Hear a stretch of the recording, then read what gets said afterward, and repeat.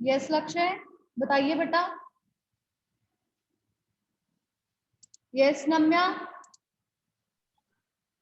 नानी। नानी। Okay. Yes Guneet. Ma'am दादू दादी। दादी को। ओके। यस खुशी। मैम दादी। दादी। ओके। अब आप लोग मुझे बताएंगे ऐसा क्यों? अगर आप अपनी दादी को बहुत प्यार करते हैं या आप अपनी नानी को बहुत प्यार करते हैं तो उसका कारण क्या है? Tell me. यस लक्ष्य। मैं वो हमारी वो हमको सारे चॉकलेट्स ला के देते हैं, हमको गिफ्ट्स भी देते हैं। ओके। और हम उनके साथ खेलते भी है ज्यादातर। आज हम वैसे भी उनके घर जा रहे हैं। Okay right. Yes Guneet. Ma'am क्योंकि वो भी मुझे प्यार करते हैं और मुझे बहुत सारी चीजें भी लेके देते। बहुत सारी चीजें लेके देते हैं। ओके। किसी की दादी या नानी कुछ अलग करती हैं जिसके लिए आप उनको बहुत प्यार करते हैं? Something different. यस खुशी। मैम जो आंटी ने चीज कहती है वो उसी टाइम पे लाके दे देते हैं। ओके, अब जो भी कहते हैं वो उसी टाइम बनाकर दे देती हैं। That's good. मतलब अपनी दादी अपनी नानी जो है, ग्रैंड पेरेंट्स जो हैं, हम उनसे बड़ा प्यार करते हैं क्योंकि उनमें कुछ अलग है ना? उनका नेचर कुछ अलग है या हमारे लिए कुछ खास करते हैं, है ना? आज हम ऐसे ही एक चैप्टर पढ़ने लगे हैं। दूसरा पार्ट है हमारी किताब में दादी माँ।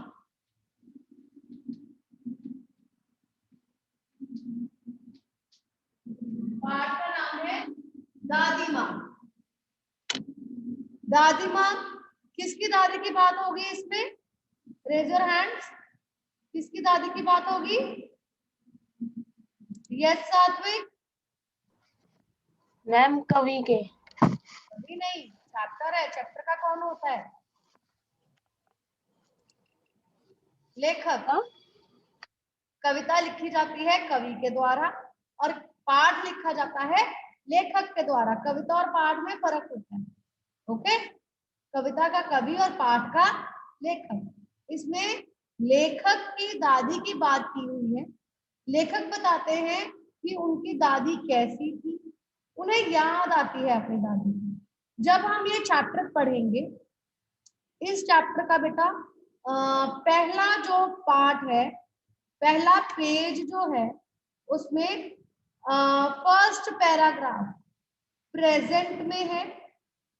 लेखक के प्रेजेंट टाइम के बारे में बताता है।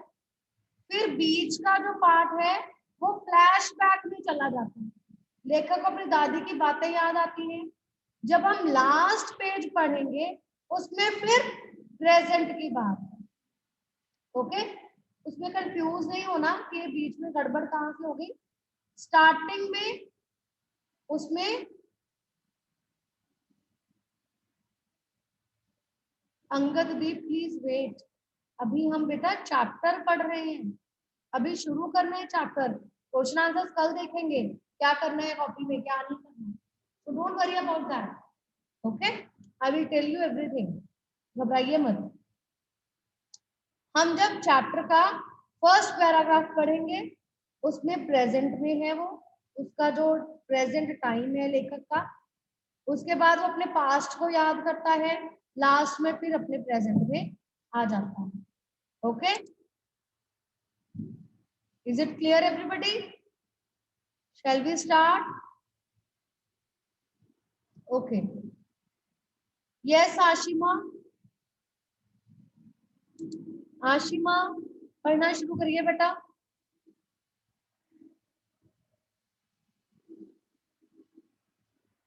आशिमा पढ़ना शुरू करिए। अनम्यूट करिए।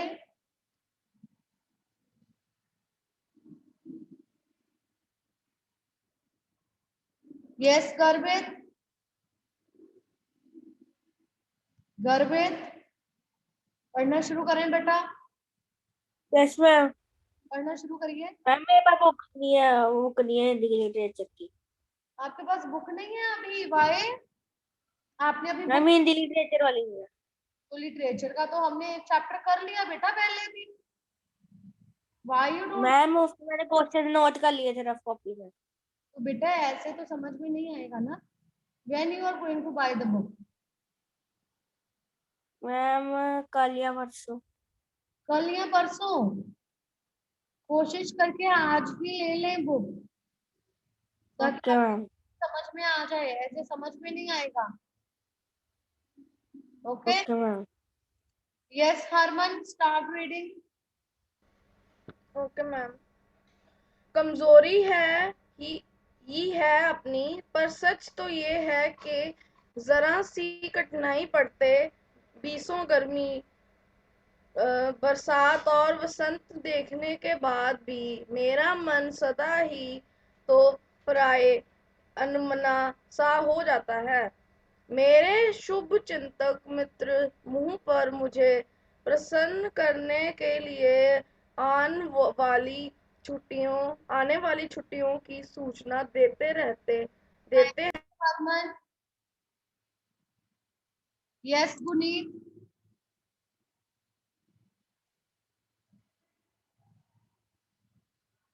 पढ़िए गुनीत।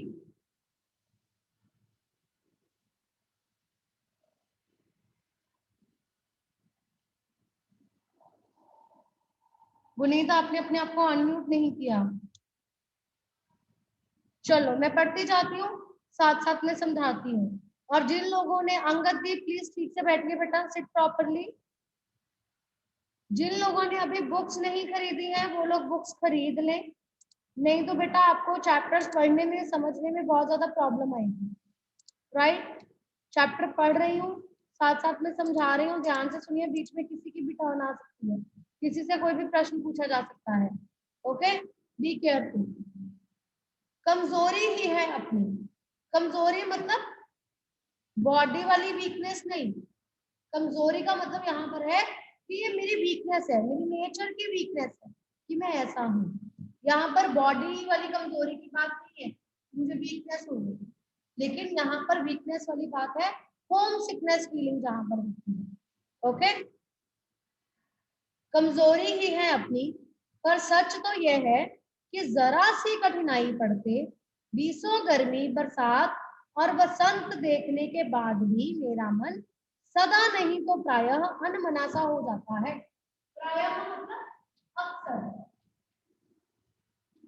लेखक कहता है कि मैं बहुत बड़ा हो गया हूँ, बीसों मतलब 20 साल से ऊपर का हो गया हूँ, 20 गर्मियां देख चुका हूँ, 20 बरसातें देख चुका हूँ, 20 बसंत देख चुका हूँ, मतलब 20 साल से ज्यादा समय हो गया है मुझे, लेकिन फिर भी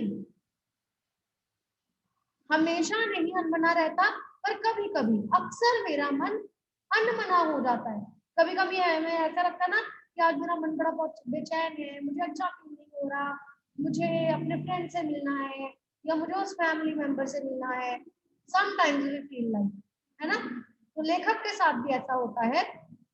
मेरे शुभ चिंतक मित्र, शुभ चिंतक होते हैं जो आपके वेल विशर्स होते हैं, जो आपका भला चाहते हैं, ऐसे मित्र मुंह पर मुझे प्रसन्न करने के लिए आने वाली छुट्टियों की सूचना देते हैं और मुझे कहते हैं कोई बात नहीं, अभी छुट्टियां आने वाली हैं, फिर हम सब घर जाएंगे। और पीठ पीछे मुझे कमजोर और जरा सी प्रतिकूलता से घबराने वाला कहकर मेरा मजाक उड़ाते हैं। बहुत बार ऐसा होता है, आपके कुछ फ्रेंड्स होते हैं जो आपके मुंह पे तो आपके साथ बहुत अच्छे होते हैं, लेकिन पीठ पीछे आपकी बात नहीं करते हैं। तो कहता है मेरे कुछ ऐसे ही दोस्त हैं जो मुझे कहता है कोई बात नहीं, छुट्टियां आने वाली हैं, हम घर जाएंगे, तुम परेशान मत हो, लेकिन मेरी पीठ पीछे कहते हैं कि मैं बड़ा कमजोर हूँ, वीक हूँ, ठीक है, और जरा सी प्रतिकूलता से घबरा जाता हूँ। प्रतिकूलता मतलब अनफेवरेबल कंडीशन। जब कभी ऐसा होता है कि हमारी जॉब में, हमारी लाइफ में कोई प्रॉब्लम्स आ जाती है तो हम बहुत जल्दी घबरा जाते हैं, उनका सामना नहीं कर पाते हैं। तो प्रतिकूलता मतलब अनफेवरेबल सिचुएशन जब हमारी लाइफ में आती है, तो लेखक कहता है कि मुझे मेरे दोस्त यही कहकर मेरा मजाक उड़ाते हैं। मैं सोचता हूँ अच्छा अब कभी उन बातों को नहीं सोचूंगा। ठीक है जाने दो, सोचने से होता ही क्या। पर बरबस मेरी आंखों के सामने शरद की शीत किरणों के समान स्वच्छ शीतल किसी की धुंधली छाया नाच उठती है। धुंधली छाया मतलब एक परछाई सी मेरी आंखों के सामने आ जाती है। तो कहता है जब मैं बड़ा परेशान होता हूँ और मैं ये सोचता हूँ कि अब मुझे परेशान नहीं होना है, तो शीत किरणों की जैसी ठंडी ठंडी किरणें होती हैं। शरद का महीना होता है, शरद की शीत किरणों की तरह। शीत किरणें मतलब ठंडी ठंडी किरणें। चंद्रमा की किरणें ठंडी ठंडी होती है ना, शीतलता देती है, अच्छी लगती है। उसके जैसे स्वच्छ साफ शीतल ठंडी किसी की धुंधली छाया नाच उठती है, मतलब मेरी आंखों के सामने उसकी इमेज आ जाती है।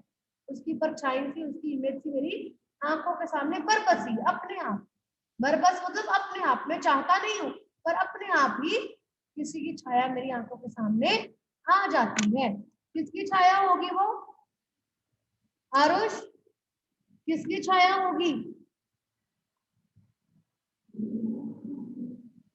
यस जलश्वी? हम दादी की। दादी की, वेरी गुड। उसे अपनी दादी की छाया दिखाई देती है। अब बेटा ये पैराग्राफ है जब लेखक प्रेजेंट में था, ठीक है। अब उसे पिछली बातें अपनी साथ में ये वायर मुंह में नहीं डालनी। अब उसे ऐसा लगता है कि उसे अपने बचपन के दिन याद आ रहे हैं। ओके, मुझे लगता है जैसे कवार के दिन आ गए हैं। कवार के दिन मतलब बरसाती मौसम होता है। कवार बरसाती मौसम जब बारिश होती है। कवार के दिन आ गए हैं। मेरे गांव के चारों ओर पानी ही पानी हिलोरे ले रहा है। उसके गांव के चारों ओर पानी हिलोरे ले रहा है, मतलब पानी इकट्ठा हो जाता था। दूर के सिवान से बहकर आए हुए मोथा साई की अधगली घासें। दूर के सिवान से बहकर आई हुई, वहां पर ना खेत थे लेखक के, जहां गांव था उसका, उसके आसपास खेत थे और खेतों से मोथा साई की अधगली घासें, ग्रास होती है ना, ग्रास घास होती है, घास का नाम है मोथा और साई, घास का नाम होता है। Okay, is it clear? Is it clear? मोथा साई घास की काइंड है, उसके प्रकार है, उनका नाम है। ओके, घेऊर और वन प्याज की जड़ें तथा नाना प्रकार की घासों के बीज। घेऊर और वन प्याज की जड़ें, ये भी एक तरह की घासें ही हैं। ओके, तथा नाना प्रकार की बरसाती घासों के बीज। नाना प्रकार की मतलब अनेक प्रकार की। नाना इज नॉट योर ग्रैंडफादर। नाना वो हमारे नाना नानी वाले नाना नहीं है। ओके, यहाँ पर नाना का मतलब है अनेक, मेनी, नाना प्रकार की, अनेक प्रकार की घासों के, बरसाती घासों के बीज सूरज की गर्मी में खौलते हुए पानी में सड़कर एक विचित्र गंध छोड़ रहे हैं। गंध मतलब स्मेल सी। आपने कभी फील किया है जब बरसात होती है, जब बारिश होती है तो एक अलग ही तरह की स्मेल आती है। घर में अलग तरह की स्मेल होगी, सड़क पर अलग तरह की स्मेल होगी, आप किसी खेत आदि में चले जाए वहां अलग तरह की होगी, है ना। तो कहता है जो अलग अलग तरह की घासें आ जाती हैं सूरज की गर्मी में खौलते हुए पानी, पानी का खौलना मतलब क्या होता है? उबलना। तो देखते हैं ना जब चाय बनती है या पानी को गर्म किया जाता है तो पानी खौलने लगता है, मतलब उबलना, ठीक है। और जब गर्मी बहुत ज्यादा पड़ती है, इतनी गर्मी होती है, आजकल भी अब मौसम इतना बदल गया है कि जब हम दोपहर के समय बाहर निकलते हैं तो हमें बहुत ज्यादा गर्मी लगती है ना। बरसातों के मौसम में जब बहुत ज्यादा गर्मी होती है उस समय तालाबों में और नदियों में जो पानी होता है ना, वो खौलने लगता है, गर्म हो जाता है। तो लेखक कहता है कि जो बरसाती घासों के बीज में सूरज की गर्मी में खौलते हुए पानी में सड़कर उसमें सड़ जाते हैं और विचित्र गंध छोड़ रहे हैं। विचित्र मतलब अनोखी, अलग सी, विचित्र अनोखी सी गंध छोड़ रहे हैं। इतना समझ में आया सबको? शो योर थम्स अगर समझ में आया तो, जितना भी हमने पढ़ा। Okay fine, good. आगे बढ़ते हैं। रास्तों में कीचड़ सूख गया है। जब कीचड़ कीचड़ हो जाता है तो फिर गर्मी पड़ती है, सूरज की गर्मी होती है तो सारा कीचड़ सूख जाता है। और गांव के लड़के किनारों पर झाग भरे जलाशयों में धमाके से कूद रहे हैं। जलाशय मतलब तालाब। आपने अगर गांव देखे हैं, विलेजेस देखे हैं तो आपको पता होगा वहां पर तालाब होते है ना। हमारे यहाँ शहरों में नहीं है, विलेजेस में तालाब होते हैं और जब बारिश आती है तो वो तालाब पानी से भर जाते हैं, राइट। और लड़के उसमें कूद रहे हैं।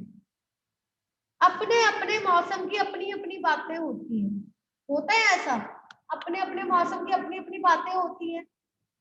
Is it so? यस और नो? जल्दी से मैसेज करके बताओ, यस और नो।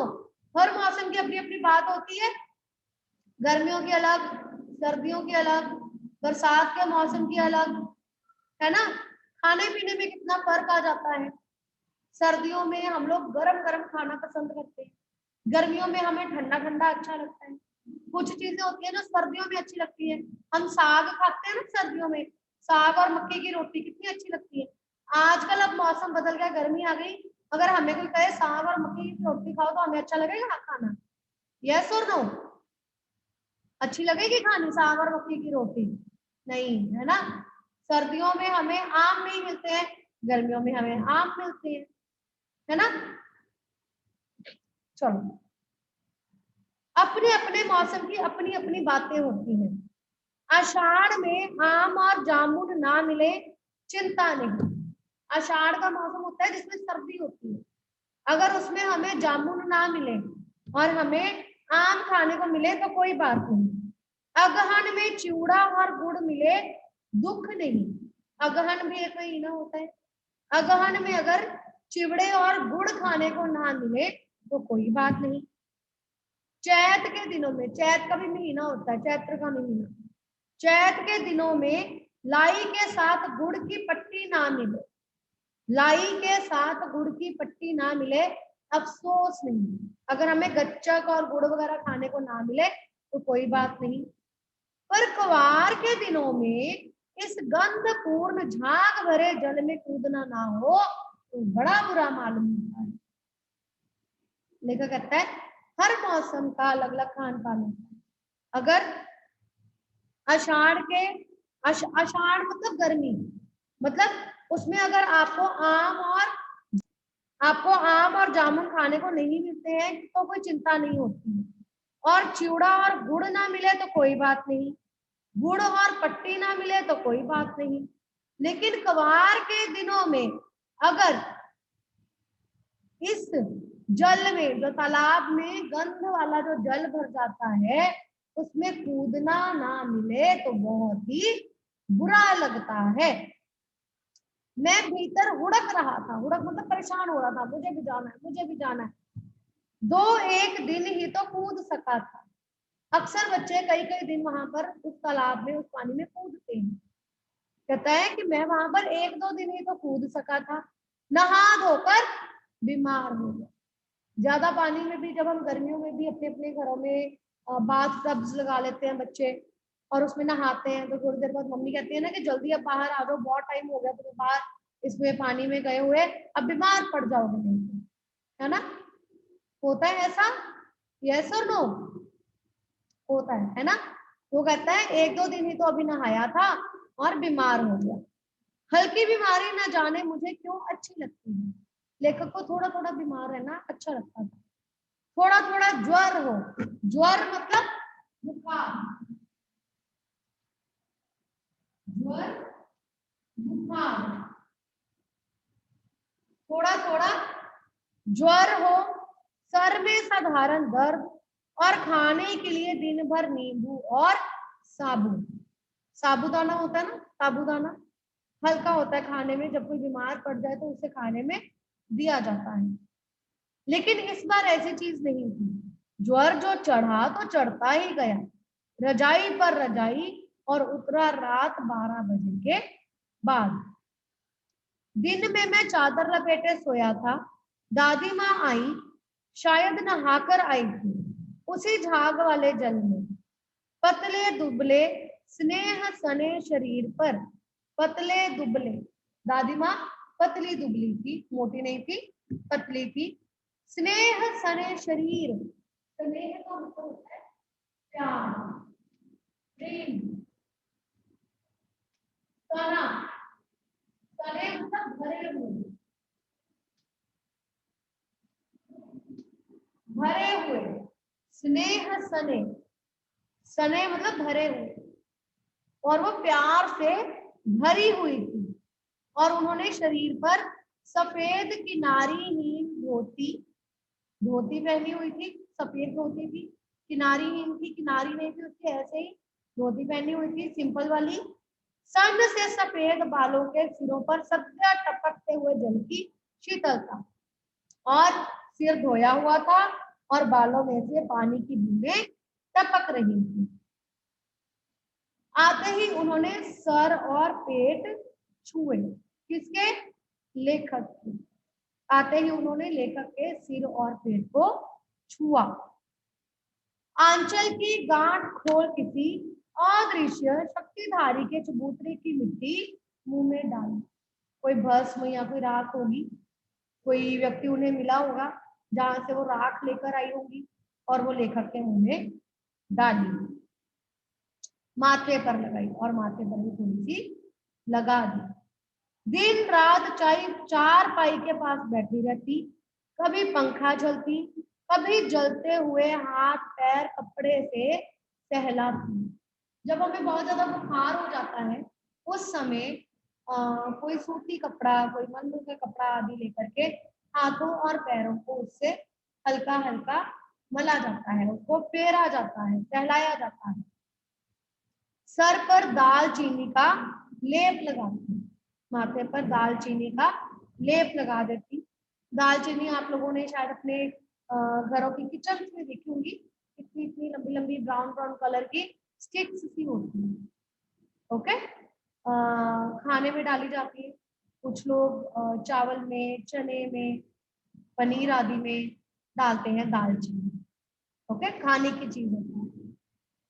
दालचीनी का लेप करती और 20 बार छू छू कर ज्वर का अनुमान लगाती।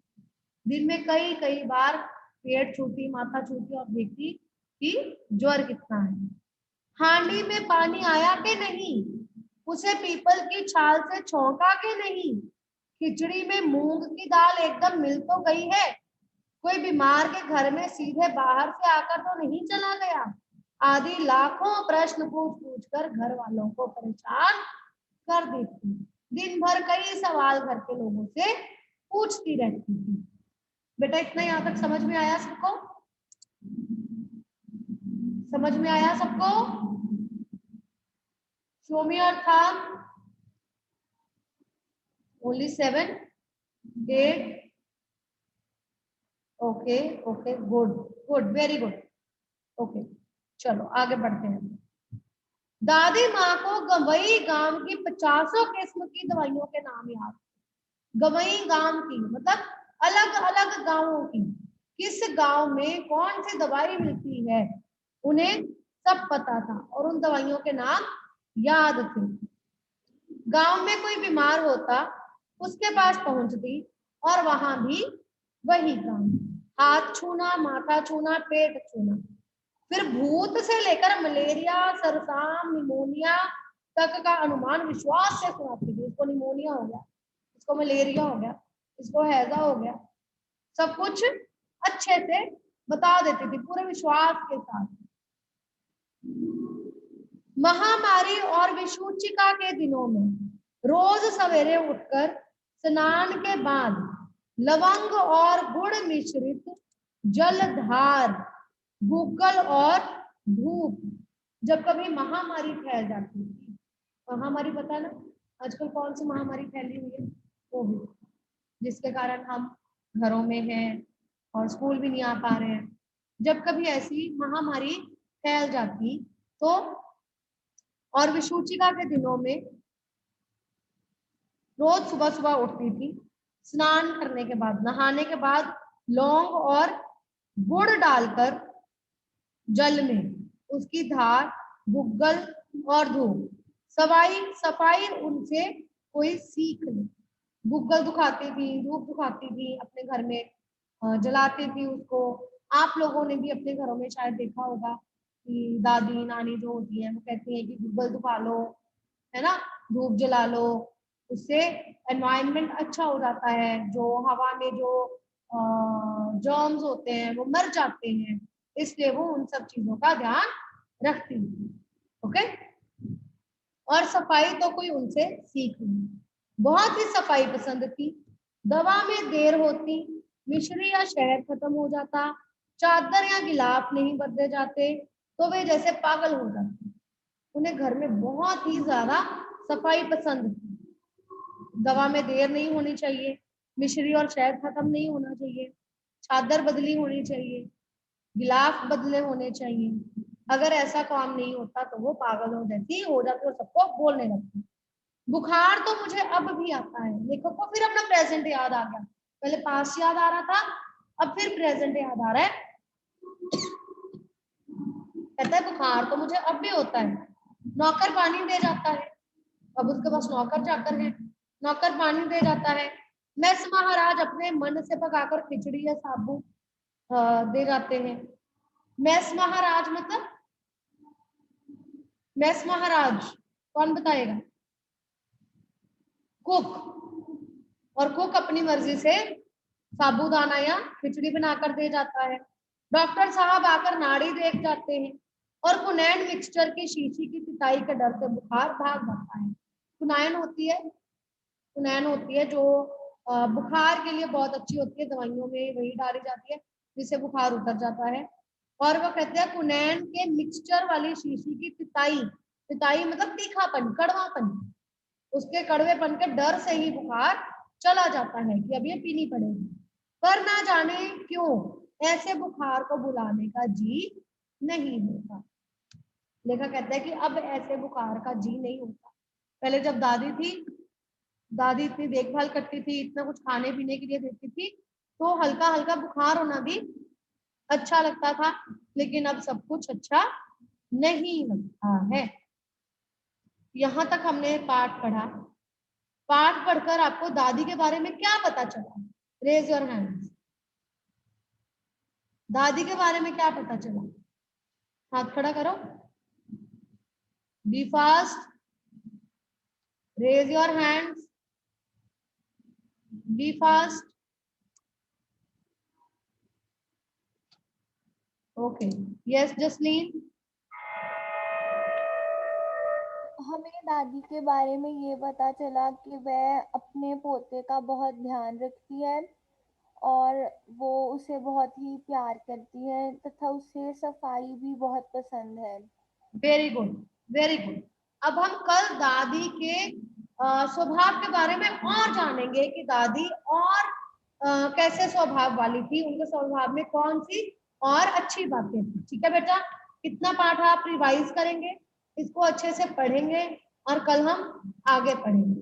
थैंक यू बेटे।